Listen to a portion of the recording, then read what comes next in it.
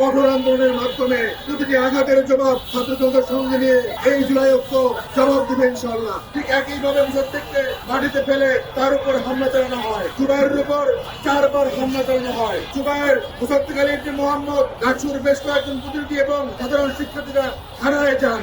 থানার গেটে অতিক্রম করার পরপরই পেছন থেকে কাপুরুষের মতো মোসাদ্দেক জুবাইরের উপর ঝাঁপিয়ে পড়ে ছাত্রদলের সন্ত্রাসীরা। 2006 সালের 28 অক্টোবরে যেভাবে ছাত্রলীগের সন্ত্রাসীরা মানুষের লাশের উপর মৃত্যু করেছিল, ঠিক একইভাবে মুসাদ্দেককে মাটিতে ফেলে তার উপর হামলা চালানো হয়। জুবাইরের উপর 4বার হামলা চালানো হয়। শাহবাগ থানায় এমন মত নজিরবিহীন এশিয়া সর্ববৃহৎ সংগঠন ছাত্রলীগ যেভাবে সন্ত্রাসী হামলা চালাতো, একই কায়দায় ঢাবি শিক্ষার্থী সাংবাদিকদের উপর হামলা চালায় সন্ত্রাসীরা।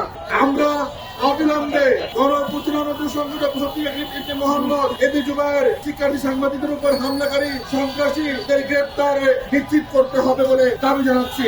একই সঙ্গে এই ঘটনার সঙ্গে জড়িত পুলিশ কর্মকর্তাদের বিরুদ্ধে তদন্ত করে জবাবদিহিতা বিচারের আওতায় আনতে হবে। অন্যথায় কঠোর আন্দোলনের মাধ্যমে প্রতিটি আঘাতের জবাব ছাত্রজনতার সঙ্গে নিয়ে এই জুলাই ঐক্য জবাব দিবে ইনশাআল্লাহ।